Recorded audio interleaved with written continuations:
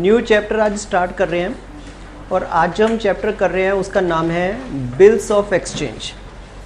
Exam में इस chapter से बहुत ही फ्रीक्वेंट क्वेश्चन आता है और बहुत ज़्यादा आसान है। अगर आपको जर्नल एंट्रीज आती हैं तो ज़्यादा कुछ इस चैप्टर में नहीं है, सिर्फ कुछ फॉर्मेलिटीज़ और कुछ टेक्निकल बातों को समझना है, बाकी कुछ भी नहीं है इस चैप्टर में।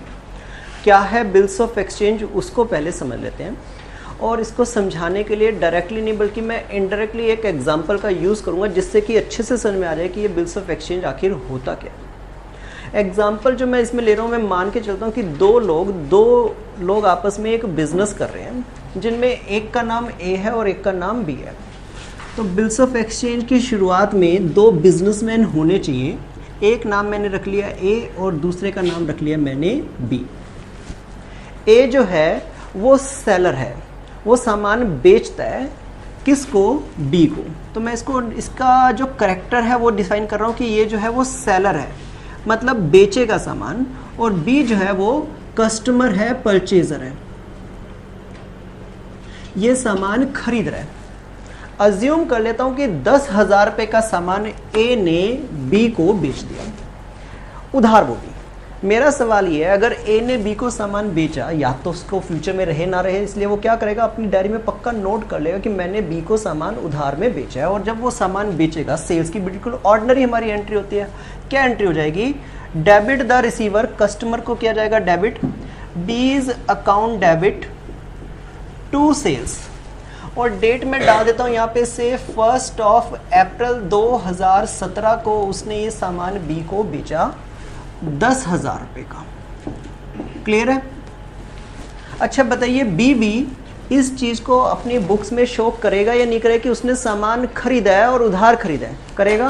कैसे करेगा वो इसकी एक जर्नल एंट्री बनाएगा। क्या होगी वो journal entry, purchase account debit. उसके लिए गुड्स की क्या बन गई है, परचेज हो गई है, तो परचेज अकाउंट डेबिट। और उसने किससे खरीदा, क्रेडिट द गिवर, वो ए का नाम लिखेगा, एज अकाउंट, और उसमें कितना अमाउंट डाल देगा, 10,000 रुपये। क्लियर है? तो ए ने सामान बेच दिया और उसी दिन सेम डेट में भी कोई फर्क नहीं होगा, 1 अप्रैल 2017 सेम डेट को बी ने क्या एंट्री कर ली है कि उसने सामान खरीद लिया है। अच्छा, ये सारा काम होने के बाद अब कौन किससे पैसे की डिमांड रेज करेगा? बताइए कौन किससे पैसे की डिमांड रेज करेगा? ए पैसे मांगना चाहता है किससे, बी से। भैया मेरे पैसे दो, तुमने सामान मेरे से खरीदा, मुझे उसके पैसे दो। ए को बी पे पहली बात भरोसा होगा कि वो पैसे दे देगा, तभी उसने उधार बेचा, लेकिन तब भी वो एश्योरेंस चाहता है, वो एक प्रूफ चाहता है कि मुझे एक फिक्स डेट तय कर दो और विद प्रूफ मुझे इस बात का सबूत दो कि तुम मुझे पैसा उस दिन दे दोगे, पक्का वादा करो। तो ये जो पक्का वादा होता है, उस पक्के वादे के एविडेंस के लिए बिल्स ऑफ एक्सचेंज लिखा जा सकता है। किसको पैसे की जरूरत है बताइए इस केस के अंदर, ए को। तो जिसको पैसे की जरूरत है वही फोर्स करेगा दूसरी पार्टी को एविडेंस देने के लिए। यहां पर ए फोर्स करेगा बी को कि भाई मुझे इस पैसे तुम दे दोगे, इसका पक्का एविडेंस दो, और इसी एविडेंस को हम बोलेंगे क्या नाम, बिल्स ऑफ एक्सचेंज। अब ऐसे में क्या होगा, ए अपने पास एक डॉक्यूमेंट क्रिएट करेगा, जिसके अंदर वो लिखेगा कि भाई किसने सामान खरीदा है और ये जो सामान खरीदा है वो कब इसके पैसे देगा, ये सारी बातें वो इसके अंदर लिखेगा विद ₹10,000। अच्छा, क्या इसके नोट के लिखने से इसको लीगल जो है वैलिडिटी मिल जाएगी? क्या? कौन लिखेगा? और ये जिसको पैसे लेने हैं, जिसको पैसे देने हैं वो नहीं लिखेगा, जिसको पैसे लेने हैं। इवन मार्केट में इसकी प्रिंटेड स्लिप्स मिलती हैं, जैसे आपकी रेंट की रिसीट मिलती है, दशहरे की पर्चियां मिलती हैं छपी छपाई, वैसे इसकी बिल्कुल रिसिप्ट प्रिंटेड मिलती है। वो अपनी दुकान पे बैठेगा, उसको कहीं जाने की जरूरत नहीं है, और उसमें से एक रसीद फाड़े, इसमें सारी डिटेल होगी कि किसने सामान खरीदा, कितने का सामान खरीदा, कब वो पैसे देने का प्रॉमिस कर रहा है, सारी बातें होगी, एड्रेस वगैरह सारा कुछ डाला जाएगा। लेकिन क्या इस नोट के लिखने की, सिर्फ इस नोट के लिखने की कोई लीगल वैलिडिटी होगी क्या? कैसे इसकी लीगल वैलिडिटी क्रिएट की जाएगी? ये नोट लिखने के बाद दूसरी पार्टी को इसे एक्सेप्ट करना पड़ेगा, और एक्सेप्ट करने का मतलब है उसके ऊपर क्या करने पड़ेंगे, उससे सिग्नेचर करने पड़ेंगे। तो सबसे पहले ए क्या करेगा, इसे राइट करेगा। क्योंकि इसे राइट करेगा इसलिए एक नया नाम भी देते हैं इसको, ड्रॉवर। ड्रॉवर का मतलब लिखने वाला। जो सेलर होता है वही हमेशा कौन होगा, लिखने वाला बिल ऑफ एक्सचेंज का। लिखने से इसका कुछ भी नहीं होगा। लिखने में तो मैं भी किसी के ऊपर भी लिख दूं भैया मेरे पैसे देने, तो क्या वो पैसे देने ड्यू हो जाएंगे? नहीं। कब वो ड्यू होंगे? जब वहां पे उनके सिग्नेचर है। ठीक है, तो यहां पर ये लिखा, उसकी कोई वैलिडिटी नहीं है। उसके बाद दूसरी पार्टी को उस पर क्या करने पड़ेंगे, साइन करने पड़ेंगे। जैसे ही साइन हो जाएंगे मतलब ये अब लीगल डॉक्यूमेंट बन गया है। अब इससे इनकार नहीं किया जा सकता, मुकरा नहीं जा सकता, और अगर वो मुकरता है तो उसके खिलाफ केस भी किया जा सकता है पैसे वसूलने के लिए। ठीक है। अच्छा, क्या आपको लगता है कि ये जो साइन करने के बाद डॉक्यूमेंट है ये भी अपने बिल के साथ ले जाएगा, अपने सामान के साथ, इसको भी अपने थैले में डाल के ले जा सकता है क्या? नहीं। अगर वो ले गया तो फिर ए के पास तो कोई एविडेंस फिर से नहीं बचा। जिसको पैसा देना था उसी के पास प्रूफ है, तो हम कोर्ट में जाएंगे तो क्या बोलेंगे, भैया पैसे नहीं था, सबूत तो उसी के पास है। तो ये तो बात नहीं बनेगी। पहली बात, साइन करने से ये क्या होता है, क्रिएट हो सकता है, क्रिएट होता है। इसके लिखने से क्रिएट नहीं हुआ, बल्कि इसके साइन से क्रिएट हुआ। इसका मतलब अब ये रियलिटी में एक डॉक्यूमेंट माना जाएगा, जो कि फिलहाल इसके पास है। इसके पास कुछ भी नहीं था, इसके पास तो रद्दी का पेपर था, इसके पास वो डॉक्यूमेंट बन गया। और डॉक्यूमेंट बनने के बाद ये डॉक्यूमेंट वापस किसके पास आ जाएगा, वापस ए के पास आ जाएगा, और उसे संभाल के रखेगा अपनी फाइल के अंदर, क्योंकि अगर पैसे नहीं मिले तो वो केस भी कर सकता है। ये जब लौट के आएगा, जब गया था उसमें और लौट के आने में फर्क है। जब ये गया था तब इसकी वैल्यू 0 थी, लेकिन जब ये लौट के आया तो इसकी वैल्यू कितनी होगी, ₹10,000। ये एक नोट की तरह संभाल के रखेगा, क्योंकि इसी के ऊपर उसे फ्यूचर में पैसे मिलेंगे। जब गया था तो 0 वैल्यू, क्योंकि उस पर सिग्नेचर ही नहीं है पार्टी के, लेकिन जब वापस आया तो इसकी वैल्यू कितनी है, 10,000। तो पहली बात, जब इसने इसको दिया उसकी तो कोई एंट्री नहीं होगी, लेकिन जब उससे वापस लेगा तब उसकी एंट्री होगी। दिया तो था 0, वापस लिए 10,000। तो जब वो उसे वापस लेगा, और वो तो उसी वक्त दुकान पे वापस मिल जाएगा, वो इस बात को शो करेगा उसको एक 10,000 वैल्यू की चीज मिली है। ये जो 10,000 की चीज है जो कि इसने दी है और इसके पास आई है, ये इसे नाम क्या देगा, bills payable. Bills of exchange के दो पार्टी दो अलग अलग नाम रखते हैं। जिसको इसके नाम का पैसा मिलना होता है वो इसे बोलेगी बिल्स रिसीवेबल, बिल का पैसा लेंगे, और जिसने इसके पैसे भरने हैं वो इसे क्या बोलेगा, बिल्स पेबल। है बिल्स ऑफ एक्सचेंज, लेकिन दोनों की नज़र में इसकी करेक्टरिस्टिक अलग है। एक के लिए एसेट है, दूसरे के लिए लायबिलिटी है। एक इसके लिए रिसीवेबल बन जाएगा, दूसरा उसके लिए पेबल बन जाएगा। तो क्या एंट्री करनी पड़ेगी, यहाँ पे एंट्री करेगा, ये कहेगा जी मुझे 10,000 रुपये का एक डॉक्यूमेंट मिला, और इस डॉक्यूमेंट को वो बिल्कुल कैश की तरह संभाल के रखेगा, जिसका नाम रखा जाएगा बिल्स रिसीवेबल अकाउंट डेबिट 2। कहाँ से आया डॉक्यूमेंट, आसमान से गिरा क्या, नहीं, बी से आया। तो क्रेडिट द गिवर में बी का नाम लिख देगा और उसमें अमाउंट डाल देगा, वो 10,000। क्लियर है। सेम डेट यहाँ पर इसके पास से वो डॉक्यूमेंट गया था, इसके पास से नहीं उसके पास से। जब इसके पास से गया था तब तो कोई वैल्यू नहीं थी उसकी, इसने साइन करके उसे क्रिएट कराया था, और अब उसके पास किसके पास चला गया, ए के पास। तो यहाँ पे उसके डॉक्यूमेंट का रिसीवर कौन बना, ए। रूल कहता है डेबिट द रिसीवर, कोई कुछ रिसीव करे तो डेबिट करेंगे, और ए रिसीव करेगा तो ए को डेबिट करेंगे। 10,000 रुपये का डॉक्यूमेंट रिसीव किया, और क्या चीज इसके पास से गई, बिल्स पेबल डॉक्यूमेंट इसके पास से गया, तो यहाँ पे लिखेंगे 2 बिल्स पेबल। क्लियर है, बात समझ में आ गई। अब ए इस डॉक्यूमेंट को अपनी फाइल में ढंग से संभाल के रख लेगा। क्यों, क्योंकि अगर बी ने पैसा नहीं दिया तो उसके खिलाफ वो केस कर सकता है इस डॉक्यूमेंट के सबूत के रूप में। ठीक है ना, सबूत के तरह इस्तेमाल कर सकता है। अच्छा, जब ये डॉक्यूमेंट क्रिएट किया था उसके ऊपर एक डेट डिफाइन कर दी जाती है कि उसके पैसे कब दिए जाएंगे। मैं मान के चलता हूँ कि उसके ऊपर डेट 3 महीने आगे की डाली गई थी। तो कब ये सामान का डील हुआ था, 1 अप्रैल 2017 को, तो 3 महीने कब पूरे हो जाएंगे, 3 महीने पूरे हो जाएंगे 1 जुलाई 2017 को, 3 महीने पूरे हो गए। अच्छा, एक मैं बता दूं कि हमारा एक पुराना कस्टम चलता था, आजकल हम जिसे बिल्स ऑफ एक्सचेंज बोल रहे हैं ये कोई आज की बात नहीं है, सदियों से हमारे देश के अंदर ये प्रथा रही है डॉक्यूमेंट लिखने की। आज की डेट में हम इसे लीगल फॉर्म में बिल्स ऑफ एक्सचेंज बोलते हैं, लेकिन ये सदियों पुरानी हमारे देश में प्रथा रही है, और इसे देहाती भाषा में एक नाम से पुकारा जाता है जिसे बोला जाता है हुंडी। पुराने टाइम पे हुंडियाँ लिखी जाती थी, जैसे आज बिल्स ऑफ एक्सचेंज लिखते हैं वैसे हुंडियाँ लिखी जाती थी। हुंडी में क्या होता था, एक नगर का साहूकार दूसरे नगर के साहूकार से पैसा जब उधार लेता था या देता था तो उस पर पर्ची साइन करा लेता था। और आज की डेट में तो आप हिंदुस्तान में कहीं पे भी 24 घंटे में बड़े आराम से पहुंच सकते हैं। इवन फ्लाइट से तो आप 2-3 घंटे में भी पहुंच सकते हैं पूरी इंडिया में कहीं पे भी। लेकिन पहले अगर आपको कहीं जाना पड़ता था तो उसमें हफ्ता 10 दिन तो बड़े आराम से लग जाता था। इतनी आसपास नगर होते नहीं थे और बैलगाड़ी से आया जाया जाता था। तो पुराने टाइम पे एक प्रथा चलती थी कि जब भी कोई पर्सन इस तरह का बिल लिखेगा तो पेमेंट लेने जब पार्टी आएगी तो उसको एकदम से नहीं पैसा देता था, बल्कि उसको सराय वगैरह में ठहराता था। इतनी दूर से बंदा चल के आया तो कुछ तो उसको आराम मिलना चाहिए, तो उसको सराय में ठहराया जाता था और कुछ समय जो है वो उसको मिल जाता था पेमेंट का इंतजाम करने के लिए, जिसको पैसा देना है। आज वो आएगा तो आज वापसी भी नहीं जाएगा, 1-2 दिन रुकेगा, अपनी थकान मिटाएगा, फिर जाएगा। तो पुराने समय पे एक रिवाज होता था कि जब कोई पर्सन पैसे मांगने आता था तो उसको कुछ टाइम, पेमेंट करने वाले को कुछ टाइम मिल जाता था अरेंजमेंट करने का, क्योंकि फौरन पैसे नहीं देने होते।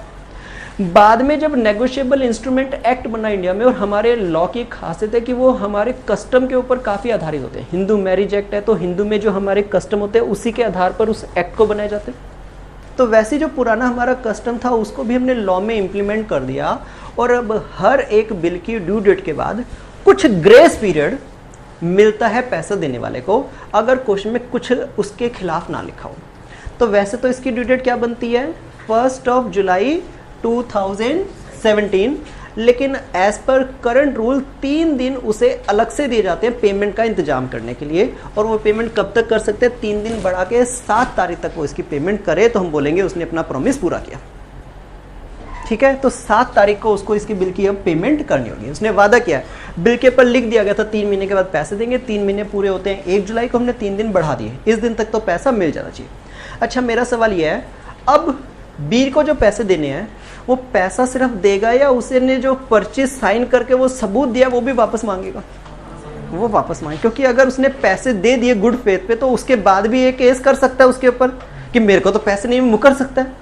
भैया ए ने कहा बी के ऊपर भरोसा किया था, उसने कहा भी पर्ची साइन कर दे, तो बी को भी एक ही बात पे अब कोई भरोसा करने की जरूरत नहीं है। अब बी पैसे ए को तभी देगा जब वो उसका डॉक्यूमेंट उसे वापस दे। ए अगर कहे भैया मेरे पर भरोसा नहीं है, तो बी साफ साफ कह सकता है तुझे मेरे ऊपर कहां भरोसा था, तूने पर्ची साइन कराई थी मेरे से, अब मैं क्यों तेरे ऊपर भरोसा करूं, अब तो तू मुझे मेरा सबूत वापस करेगा तभी मैं पैसे दूंगा, वरना मैं तेरे पैसे नहीं दूंगा। ठीक है, बात समझ में आ गई है? तो इसका मतलब ये जो बिल्स ऑफ एक्सचेंज है, अब लेन देन के लिए इसकी बहुत जरूरत पड़ेगी। पैसे लेते और देते वक्त इसका एक्सचेंज करना पड़ेगा, और ड्यू डेट आने पर ये पैसा लेगा, कैश लेगा, तो उसे फौरन क्या देना पड़ेगा, एक चीज तो ले लिया कैश, फौरन क्या देना पड़ेगा, फाइल से वो पेज निकाल के उसको रिटर्न करना पड़ेगा। Debit word comes in, credit word goes out, और क्या चला जाएगा इसके पास से, बिल्स रिसीवेबल इसके पास से चला जाएगा जो कि 10,000 रुपये का था। क्लियर है? और इसके पास क्या आ जाएगा, वो जो फाइल में उसने बिल लगा रखा था उसने साइन करके वापस आ जाएगा। रूल कहता है जो चीज़ आए डेबिट करेंगे, और डेट इसकी होगी 4 जुलाई 2017। ये अपना बिल्स पेबल वापस ले लेगा, और क्या दे देगा उसके बदले में, उसके बदले में उसे कैश दे देगा ₹10,000। और किसी वजह से ये बिल देने में आनाकानी करता है तो ये पैसे उसको नहीं देगा। क्लियर है? पूरी की पूरी बात समझ में आ गई क्या होने वाला है? ये हमारा स्ट्रक्चर होगा बिल्स ऑफ एक्सचेंज का। बिल्स ऑफ एक्सचेंज के क्रिएशन से पहले एक पर्सन के अंदर डेटर और क्रेडिटर का रिलेशन होना जरूरी है। एक ने सामान बेचा होगा, दूसरे ने सामान खरीदा होगा, और उसी पैसे की सुरक्षा के लिए जिसने सामान बेचा है, ड्रॉवर है, वो बिल को क्या करेगा, राइट करेगा, इसलिए उसे ड्रॉवर बोलते हैं। और जो परचेजर है उसे क्या करेगा, एक्सेप्ट करेगा, इसलिए क्या बोलेंगे इसे, एक्सेप्टर। बिल के लिखने से कुछ नहीं होता है, एक्सेप्ट करने से उसका क्रिएशन होता है, और एक्सेप्ट करने के बाद वो वापस ड्रॉवर के पास आ जाएगा। ड्रॉवर को ये बिल उतने दिन तक अपने पास फाइल में संभाल के रखना पड़ेगा जितनी उसकी ड्यू डेट है, और ड्यू डेट पे ऐसे ही पैसा नहीं मिलेगा। ये पैसा पाने के लिए उसे उसका जो एविडेंस क्रिएट किया था, उसने जो बिल साइन कराया था, वो लौटाना पड़ेगा, और बिना बिल लिए ये पेमेंट करने इसके लिए बाउंडेड नहीं होगा। क्लियर पूरा का पूरा कंसेप्ट?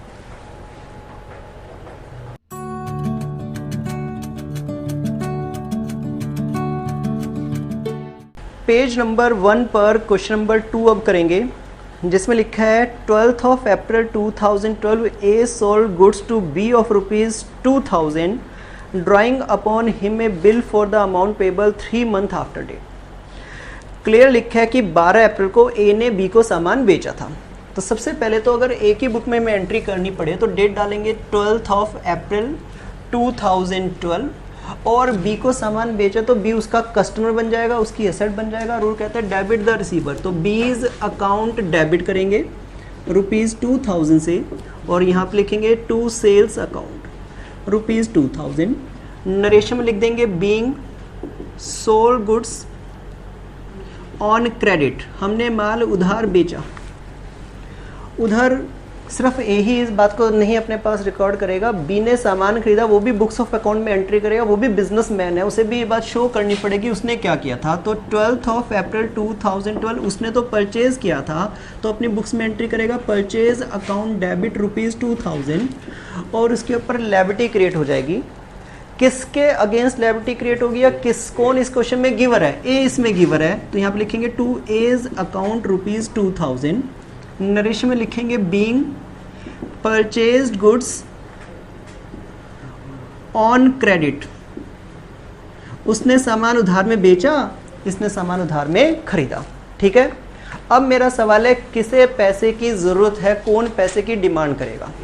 ए पैसे की डिमांड करेगा, तो जो डिमांड करेगा वही एक लीगल डॉक्यूमेंट अपनी दुकान पे ही लिखेगा, लेकिन उसके डॉक्यूमेंट लिखने से कुछ नहीं होगा। वो डॉक्यूमेंट वो किसको प्रेजेंट करेगा, वो बी को प्रेजेंट करेगा, बी उस पर करेगा साइन। जैसे ही उसने साइन किया वैसे ही वो क्रिएट हो जाएगा, और क्रिएट करने के बाद वो वापस उसे टेक ओवर कर लेगा। ये दुकान पे बैठे बैठे ये काम हो जाएगा, तो सेम डेट रहेगी।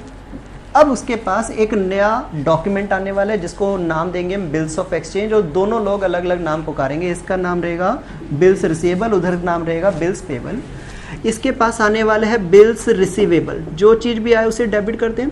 बिल्स रिसीवेबल अकाउंट डेबिट, कितनी वैल्यू का बिल देगा वो, उसे 2000 रुपये का, और आसमान से तो नहीं टपका, किसी ने दिया है। किसने दिया, ये बी ने दिया है, तो बीज अकाउंट क्रेडिट कर दिया जाएगा 2000।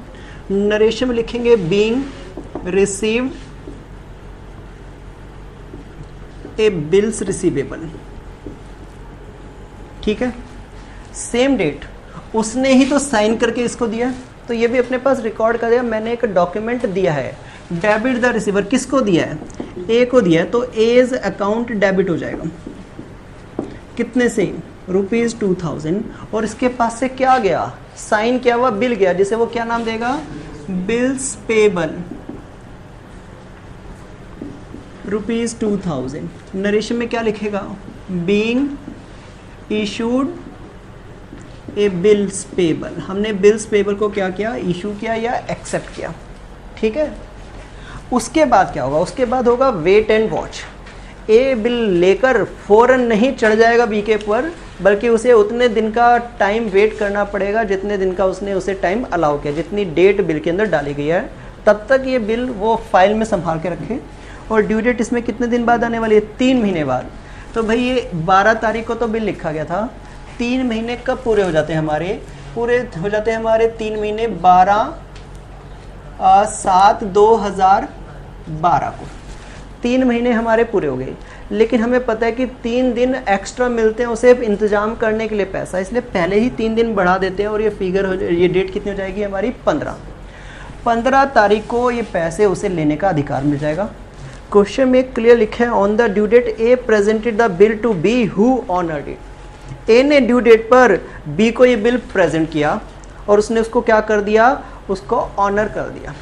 वैसे ऑनर करने का मतलब है उसने बिल की इज्जत की, लेकिन ये तो ग्रामेटिकल बात है। इसका मतलब क्या है, इज्जत करने का नहीं, बिल देख के उसने बोला ओहो जय हो, धूप बत्ती वगैरह कर दियो, ऐसा कुछ नहीं किया उसने। ऑनर करने का क्या मतलब है, ऑनर करने का उसने पैसे दे दिए, अपने बिल का सम्मान किया, मतलब उसने उसके पैसे दे दिए। तो पैसे दे दिए तो भाई इसको पैसे मिल जाएंगे, लेकिन ऐसे ही नहीं मिलेंगे। क्या करना पड़ेगा, वो जो बिल फाइल से निकाल के उसको हैंड ओवर करना पड़ेगा। तो एंट्री करेगा कैश अकाउंट डेबिट, कैश तो ले लेंगे लेकिन बिल देना पड़ेगा, बिना बिल के पैसा उसे नहीं मिलने वाला। बिल्स रिसीवेबल जिसके पास से चला जाएगा। और एंट्री क्या, नरेशन में क्या लिखेंगे, being cash received for bill receivable, और यहाँ पर इसकी बुक में एंट्री होगी है कंप्लीट। इधर इसकी बुक में क्या एंट्री होगी और कौन सी डेट पे होगी एंट्री, वही सेम डेट होगी 15th of April 2012, sorry 15th of April नहीं, 15th ऑफ जुलाई 2012। इसे अपना डॉक्यूमेंट वापस मिलने वाला है, जिसे क्या नाम दिया था इसने, बिल्स पेबल। तो बिल्स पेबल अकाउंट डेबिट, और क्या इसको लेने के बदले में देना पड़ेगा, कैश देना पड़ेगा to cash account credit 2000। Narration में लिखेंगे being paid for bills payable, इसी को बोलते हैं पेड फॉर एक्सेप्टेंस भी, हमने अपनी एक्सेप्टेंस की पेमेंट कर दी। क्लियर है? कंप्लीट।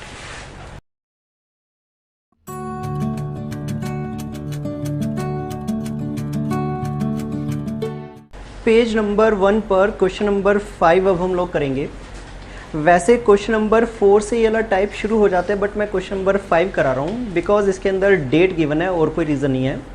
और यहाँ से हम बिल्स ऑफ एक्सचेंज के यूजेस को समझना शुरू करेंगे। एक बार जब ड्रॉवर के हाथ में बिल आ जाता है, ड्रॉवर कौन, जिसने बिल का पैसा लेना है, सेलर जो है, एक बार उसके हाथ में बिल आ जाता है तो बिल आने के बाद वो उसको 4 तरीके से यूज़ कर सकता है। 4 तरीके हैं उसके पास, 4 चॉइसेस होती हैं जिसके थ्रू वो इस बिल को यूटिलाइज या यूज़ कर सकते हैं। पहली चॉइस होती है कि वो ड्यू डेट तक वेट करे और इस बिल के बदले में ले ले नगद पैसे। पहले 3 क्वेश्चन के अंदर हमने इसी चीज़ को सीखना है कि हमारे पास ड्यू डेट आने पर पैसा मिल जाए तो हम क्या एंट्री करते हैं। दूसरी चॉइस उसके पास एक और होती है, वो होती है कि बिल को वो नेक्स्ट पार्टी को क्या कर दे, एंडोर्स कर दे। एंडोर्स करने का मतलब है वो किसी और के हवाले जो बिल है वो कर दे। अगर उसने बिल को एंडोर्स कर दिया, एंडोर्स करने का मतलब मैंने बता दिया क्या, किसी और को बिल दे दिया, तो क्या एंट्री होती है, वही इस क्वेश्चन के थ्रू हम समझेंगे। क्वेश्चन के अंदर लिखा है on 15th of March 2012 A sold goods to B of ₹3,200। ए ने बी को 3,200 का सामान बेचा। सबसे पहले मुझे यहाँ पे लिखना पड़ेगा कि कौन 2 लोग हैं जिनके बीच में डील होने वाला है, एक ए के बीच में और एक बी के बीच में। और डेट हमें पता है 15th of March 2012 ये डील हुआ है। सबसे पहले ए ने बी को सामान बेचा होगा तो एक ऑर्डिनरी सी जर्नल एंट्री बनाई होगी। क्या एंट्री बनाई होगी, B account debit to sales ₹3,200। ठीक है, उसी दिन सेम डे बी ने भी अपने घर पे जाके एक एंट्री बना दी होगी, किस चीज़ की, परचेज करने की। परचेज अकाउंट डेबिट टू ए से सामान खरीदा है 3,200। अब हमें पता है कि क्या हुआ होगा, ए ने पैसे लेने तो उसने एक बिल साइन करवाया होगा, किससे, बी से। पहले खुद लिखा होगा, लिखने से कुछ नहीं होता। बी ने साइन किया होगा, उससे ये बिल क्रिएट हो गया और क्रिएट करा के उसने वापस उससे ले लिया होगा। और ये सारा काम दुकान पे बैठे बैठे हो गया होगा। चेक कर ले इसमें ऐसा हुआ था क्या। क्लियर लिखा है and draw upon him at 2 month A bill for the amount. उसने उसके ऊपर 2 महीने के लिए एक बिल लिख डाला। तो क्या एंट्री करेगी यहाँ पे, बिल्स रिसीवेबल अकाउंट डेबिट। मिला इसे, कहाँ से मिला, बी से मिला, और वो 3,200 का होगा। इधर क्या एंट्री होगी, इसने दिया, किसको दिया, ए को दिया, तो ए रिसीवर बन गया होगा। एंट्री होगी A account debit to bills payable, कितने का, 3,200 का। ठीक है, अब इसके पास बिल आ चुका है। अब पहला यूज ये क्या कर सकता है, बिल को अपने पास फाइल में संभाल के रखे और ड्यू डेट आने पर बी के घर जाके उसके पैसे मांग ले। लेकिन फिलहाल हम दूसरी चॉइस की बात करने वाले हैं। क्वेश्चन में क्लियर लिखा है आफ्टर 1 month, 1 महीना बीतने के बाद। 1 महीना बीत जाएगा 15 अप्रैल 2012 और अभी ड्यू डेट नहीं आई है। ड्यू डेट में 1 महीना भी और बचा है, 2 महीने के लिए बिल लिखा गया था और अभी तो सिर्फ 1 महीना बीता है। क्या हुआ, after 1 month A endorsed the bill to his creditor C. A ने ये बिल अपने किसी क्रेडिटर सी को पास कर दिया। हमें पैसे देने होंगे सी के, अब हम पैसे भी दे सकते हैं, चेक भी दे सकते हैं। और ध्यान से समझे तो ये हमारे पास एक फाइल के अंदर बिल भी लगा हुआ है, कितने का, 3200 रुपये का। अगर ये बिल का पैसा हम बी के पास लेकर गए तो बी हमें 3200 रुपये देगा, और अगर हमने किसी और को दे दिया तो बी उसे भी देगा। तो इसका मतलब ये तो हमारे लिए पेमेंट करने का एक जरिया बन सकता है। हमें सी के पैसे अगर देने हो तो हम सी को अब कैश भी दे सकते हैं और सी को चेक भी दे सकते हैं, और सी को क्या बोल सकते हैं, भाई ये एक डॉक्यूमेंट तुम्हें दे रहा हूँ, एक बिल दे रहा हूँ, बी के घर चले जाना इसको लेकर, और वहाँ से क्या मिल जाएगा, तुम्हें पैसा मिल जाएगा। बात समझ में आ रही है। तो इसको हम किस काम में ला सकते हैं? अब पेमेंट के काम में भी ला सकते हैं। अगर हमने खुद पैसा नहीं मांगा और किसी और को पास कर दिया तो इसी केस को क्या बोलते हैं? क्या कर दिया हमने? एंडोर्स कर दिया। और अगर आपने एंडोर्स कर दिया तो आपने जिसको एंडोर्स कर दिया पैसे लेने का अधिकार अब उसे मिलेगा, आपको नहीं मिलेगा। और क्वेश्चन में लिखा हमने किसको एंडोर्स कर दिया? सी को। तो हमें सी की बुक में भी एंट्री रिकॉर्ड करनी पड़ेगी। और पहली दो सिचुएशन में तो सी पिक्चर में नहीं था, वो तो कोई एंट्री नहीं करेगा, लेकिन अब सी भी पिक्चर में आ जाएगा। हमारा बिल जाने वाला है, हाथ से निकलने वाला है। किसके पास जाने वाला है? लेकिन बी के पास नहीं, सी के पास जाने वाला है। एंट्री करेंगे डेबिट द रिसीवर, जिसको बिल मिलेगा वो डेबिट हो जाएगा। और हमारे पास से क्या निकला? बिल्स रिसीवेबल निकल गया हमारे हाथ से। कितने का? 3200 का। बी के पास नहीं आया इसलिए बी कोई एंट्री नहीं करेगा। किसके पास पहुंचा? ये सी के पास। और सी के पास एक असेट आ गई है, वो भी फाइल में जैसे ए ने थोड़े दिन पहले लगा रखा था, खुद लगा लेगा। क्या एंट्री करेगा? क्या मिला? बिल्स रिसीवेबल मिला। कितने का? 3200। कहां से? आसमान से गिरा क्या? नहीं, किसी ने दिया। किसने दिया? ए ने दिया। जिसने दिया उसका नाम लिखेगा। ठीक है, अब आएगी ड्यू डेट। दिन तो बीतते जाएंगे और एक एक दिन करते करते ड्यू डेट भी आ जाएगी। और एक महीने बाद 15 मई 2012 को आएगी ड्यू डेट। और हमें पता है 3 दिन एक्स्ट्रा ग्रेस के भी मिलते हैं, तो पहले ही ऐड कर लें। 3 दिन तो कितना हो जाएगा? 18 मई 2012। अच्छा बताइए, क्या ए बी के घर जाके कह सकता है भाई मेरे पैसे दे दूं? नहीं, उसे पता है बी के घर पे जाऊंगा तो बी सबसे पहले क्या मांगेगा? वो कहेगा जी मैंने तुझे पर्ची साइन करके दी थी, अब तुझे ऐसे पैसे नहीं दूंगा, पर्ची दे तो पैसे ले। और इसके पास तो पर्ची है नहीं, इसका मतलब ये पैसे लेने बी के पास नहीं जा सकता। किसके पास है वो पर्ची? सी के पास है। सी को अधिकार है पैसा मांगने का। किससे? बी से। और बी को इससे फर्क नहीं पड़ता कि कौन इसके घर पे पैसा मांगने है, उसे तो अपनी उस पर्ची से मतलब है, क्योंकि उसने साइन करके एक सबूत दिया था किसी को कि मैं पैसे दे दूंगा, और जो भी वो पर्ची उसको देगा वो उसको पैसे दे देगा। तो ड्यू डेट आने पर सी को पैसा लेने का अधिकार मिलेगा और वो कैश ले पाएगा। क्या देकर? लेकिन वो जो बिल रिसीवेबल उसके पास था वो उसको हैंड ओवर करना पड़ेगा। एंट्री बनेगी cash account debit, debit what comes in, credit what goes out. Bills receivable credit हो जाएगा 3200 रुपये। और बी का एंट्री करेगा। बी को अपना पर्ची, अपनी डॉक्यूमेंट वापस मिल गया। वो क्या नाम रखा था उसने? बिल्स पेबल, वो ले लिया उसने। और उसी को लेकर उसने क्या दे दिया? कैश दे दिया। कितना? 3200। ये काम पूरा हो गया। क्वेश्चन में क्लियर लिखा है कि on the due date acceptance is duly met. Due date आने पर एक्सेप्टेंस ड्यूली मेट होगी, मतलब उसकी ड्यूली पेमेंट होगी। क्लियर है?